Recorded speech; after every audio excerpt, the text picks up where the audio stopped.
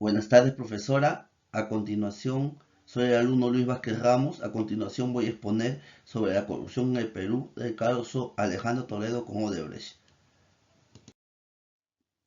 Contexto de la organización. Este caso fue un caso bien particular donde se evidenció la corrupción al más alto nivel. En este caso, del expresidente Alejandro Toledo, ¿no?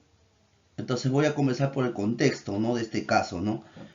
Perú está asignada por la corrupción sistemática. Contando desde Alberto Fujimori hasta Martín Vizcarra, han sido 6 los mandatarios con procesos judiciales, investigaciones, condenas, destituciones del Congreso e incluso un suicidio por casos de corrupción. Un flagelo que socava la legitimidad de las instituciones y mantiene a la nación sudamericana en constante inestabilidad política. Alejandro Toledo, pedido en extradición por la justicia peruana a las autoridades de Estados Unidos, antes de que Alan García fuera presidente por segunda vez. Alejandro Toledo lo había sido en el periodo de 2001 al 2006. Una década más tarde, cuando en enero de 2007 la justicia peruana se aprestaba para ponerle en prisión preventiva durante el curso de las investigaciones de Odebrecht, Toledo escapó a Estados Unidos. 2 años después, en julio de 2019, fue arrestado a petición del Ministerio Público, pero en marzo de 2020 las autoridades estadounidenses lo liberaron bajo fianza al considerar un bajo riesgo, ¿no? Esto a causa de la pandemia, un bajo riesgo de salud, a esto a causa de la pandemia del COVID 2019, ¿no? ¿No? Eh, Alejandro Toledo Manrique es un economista y político peruano. Fue presidente de la República de Perú desde el 28 de julio de 2001 hasta el 28 de julio de 2006, ¿no? Ocupó el cargo en elecciones democráticas después del gobierno transitorio de Valentín Paniagua Corazao, ¿no? Estudió en la Universidad de San Francisco y luego en la Universidad de Stanford, ¿no? Se vinculó originalmente en el ámbito técnico académico. Desde entonces participó como analista sobre política y economía en algunas oportunidades, ¿no? Ingresó a la política al fundar el partido País Posible, participando por primera vez en las elecciones de 1995. En el 2000 logró convertirse en el mayor líder de oposición al gobierno de Alberto Fujimori, ¿no? Ante el cual, en medio de un proceso controvertido y accidentado, perdió por segunda vez los comicios, ¿no? Ah.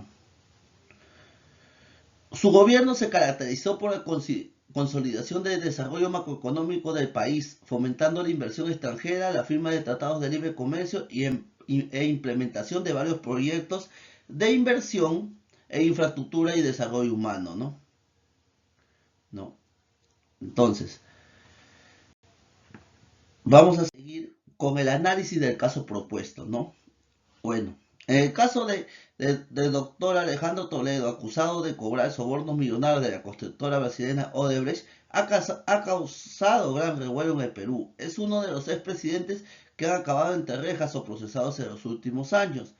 El ex gobernante ha defendido en repetidas ocasiones su inocencia y asegura que no tendrá un juicio justo en Perú. Bueno, eso aseveraba, ¿no? Antes de su extradición. Su argumento, no obstante, no logró convencer a la justicia estadounidense, que ordenó su extradición, ¿no? ¿De qué se le acusó a Toledo? Sobre Toledo pesaba una orden de detención preventiva dictada en 2017 por el juez Richard Concepción Carguancho, ¿no? En el marco del proceso por el presunto cobro de sobornos a cambio de favorecer a la constructora Odebrecht en concesión de las obras de la carretera interoceánica que conecta la costa atlántica con el Pacífico peruano sur. Toledo, de 78 años, fue investigado por presunta la comisión de los delitos de corrupción y tráfico de influencias, ¿no? Las conclusiones que podemos dar en el caso Toledo Odebrecht ponen manifiesto la corrupción sistemática dentro del gobierno peruano, afectando la confianza pública y de las instituciones al más alto nivel y socavando los principios democráticos. La conducta del mandatario y guía del Estado, en este caso del expresidente Alejandro Toledo, dicta mucho de los valores morales que debe tener un jefe de Estado, es decir, la máxima autoridad del gobierno. En este caso, la corrupción no solo afecta a la legitimidad del gobierno, sino puede llevar a una crisis de confianza en las autoridades que nos gobiernan y por la cual elegimos, ¿no? La percepción de que el expresidente actúa en beneficio propio en lugar del bien de la nación es evidente. Este caso de corrupción cometido en agravio del Estado representa la violación de deberes morales y legales que distan mucho de la majestad de un presidente.